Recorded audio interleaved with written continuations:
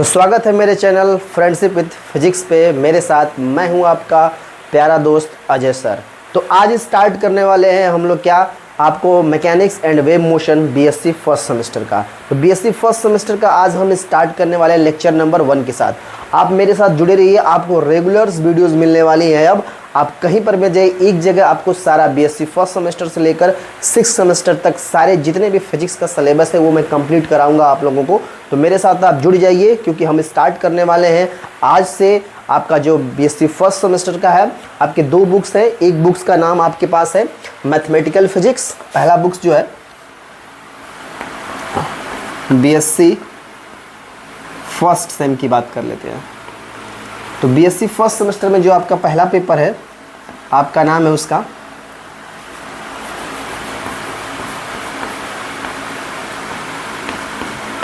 Mathematical physics, और दूसरा books का नाम है मैकेनिक्स एंड वेव ऑसिलेशन।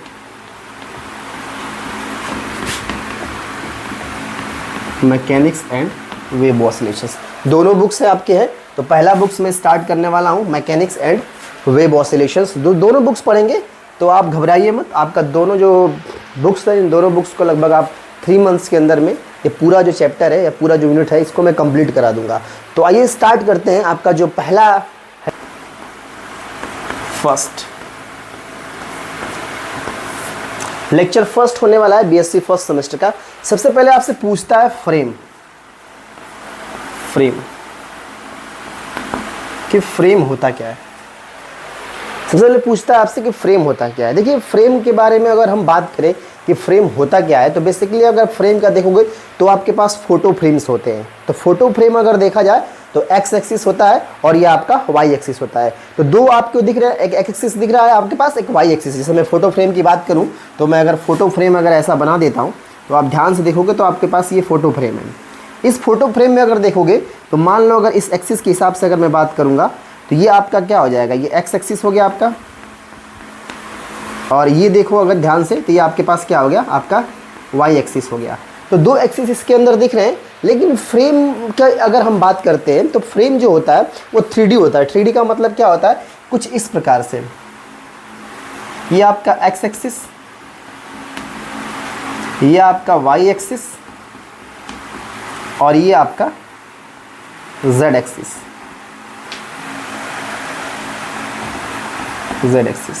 तो 3 चीज़ आपको दिख रहा है, मतलब 3D फ्रेम दिख रहा है। मतलब फ्रेम का मतलब है 3D। लेकिन अगर हम 3D की बात करते हैं तो 3D हम देख नहीं पाते हैं बेसिकली।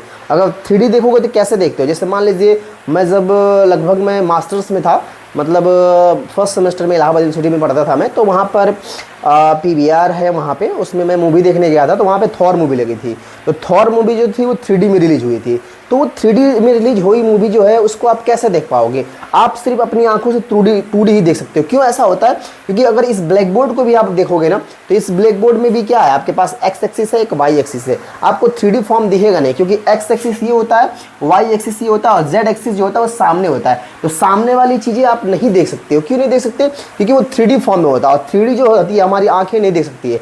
उसके लिए क्या किया गया कि जब हम थॉर मूवी देखने गए थे तो वहाँ पे हमें चश्मा मिला था, और चश्मे की सहायता से हम क्या करते हैं, जो आपका वाई जो जेड एक्सिस वाला भी पार्ट होता है, एक्स वाई तो हम देख ही लेते हैं, नॉर्मल घर पे भी टीवी देखते हैं एक्स का वाई का, लेकिन जेड वाला पार्ट आपको नहीं दिखाई देता। वो जेड वाला पार्ट देखने के लिए आपको चश्मे लगाने पड़ते हैं। तो वो 3D चश्मा मिलता है जो कि आप देख पाते हो। और कहीं कहीं अगर इस फील करना चाहते हो तो फील आप कर सकते हो आसानी से। क्यों, क्योंकि जैसे अगर आप देखिए, आप कहीं एड देखो जहाँ पर होता है कहीं कोई वो क्या कहते हैं, वॉल्स पे लगे होते हैं कोई पिक्चर या मूवी या कोई किसी चीज़ का प्रचार अगर चल रहा होगा, देखो तो ऐसा लगता है कि शेर जैसे बाहर निकल रहा हो। तो वहाँ पर क्या होता है, एक्स एक्सिस रहता है, वाई एक्सिस रहता है, और जो बाहर निकलता है वह कोई चीज़ दिखाई देता है, इमेज, वो क्या होता है आपका, वो एक तरह से कह सकते हो कि जेड एक्सिस होता है। तो वहाँ पर आपको 3D देखने को मिलता है। तो यहाँ पर जो फ्रेम होने वाला है ना, वो फ्रेम 3D होगा। तो मतलब कह सकते हो कि फ्रेम का मतलब है any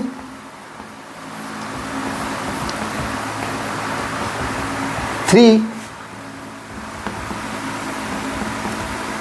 dimensional axis, 3-dimensional axis is called frame।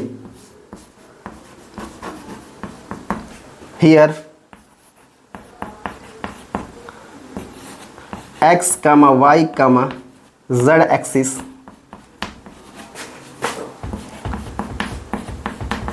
represent the frame. ठीक है, यहां पर आपको x एक्सिस, y एक्सिस और z एक्सिस क्या देखने को दे रहा है, आपको फ्रेम देखने को मिल रहा है। इसके बाद नेक्स्ट क्वेश्चन जो आपसे पूछता है इसी का पार्ट है, frame of reference. Frame of reference कि फ्रेम ऑफ रेफरेंस क्या होता है बच्चा। देखो फ्रेम ऑफ रेफरेंस ना इस फ्रेम की वजह से ही आया। जैसे मान लो अगर मैं बोलूं खुद से, मैं ऐसे मान लीजिए मैं बोलूं कि मेरी पोजीशन बताओ, तो आप मेरी पोजीशन नहीं बता सकते हो जब तक मैं ये ना कह दूं कि मेरी ब्लैक बोर्ड से पोजीशन बताओ, या मैं ऐसा ना कह दूं कि कोई चीज मैं मान लूं कि वो जो ऑब्जेक्ट है उस ऑब्जेक्ट से मेरा डिस्टेंस बताइए, तभी आप जाके बता सकते हो कि मेरी डिस्टेंस ये है यहां से। वरना मैं ऐसे बोलूं नॉर्मली कि अगर मेरा डिस्टेंस बताओ, तो आप मेरा डिस्टेंस नहीं बता सकते हो।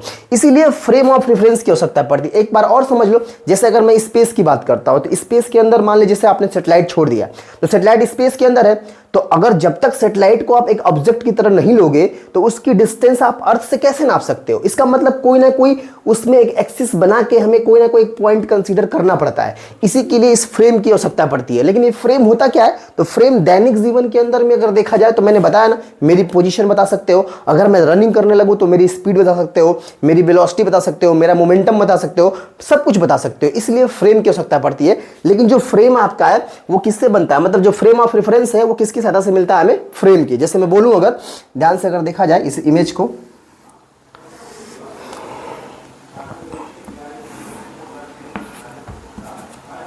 तो ये मैंने बोला एक्स एक्सिस था हमारा,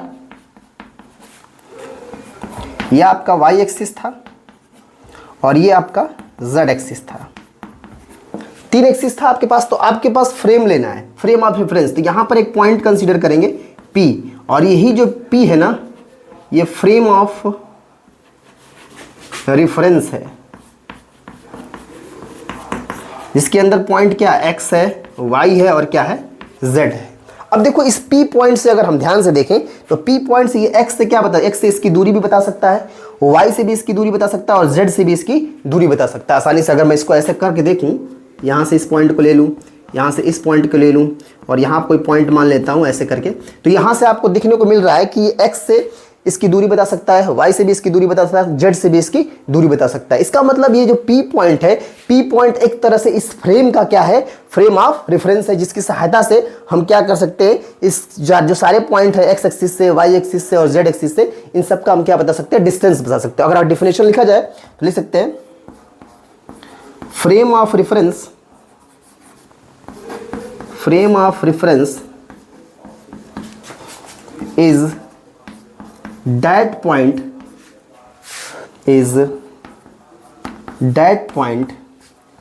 which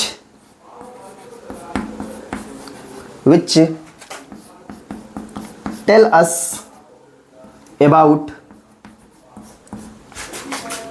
about exact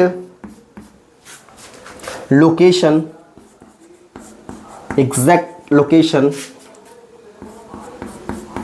exact momentum, velocity, displacement,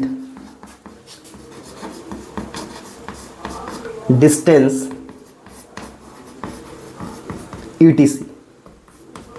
मतलब फ्रेम और रेफरेंस एक ऐसा पॉइंट है जो कि हमें बताता है, क्या क्या बता सकता है, एग्जैक्ट लोकेशन बता सकता है, एग्जैक्ट मोमेंटम बता सकता है, एग्जैक्ट वेलोसिटी बता सकता है, एग्जैक्ट डिस्प्लेसमेंट बता सकता है, और इसकी डिस्टेंस बता सकता है। तो here P x, y, z is represent the frame of reference. जहां पर आपको दिख रहा है कि जो x, y, z है, जो रिप्रेजेंट कर रहा है किसको, फ्रेम ऑफ रेफरेंस को। ठीक है, तो इस तरह से आप समझ सकते हैं फ्रेम को और फ्रेम ऑफ रेफरेंस को। ठीक है, ओके।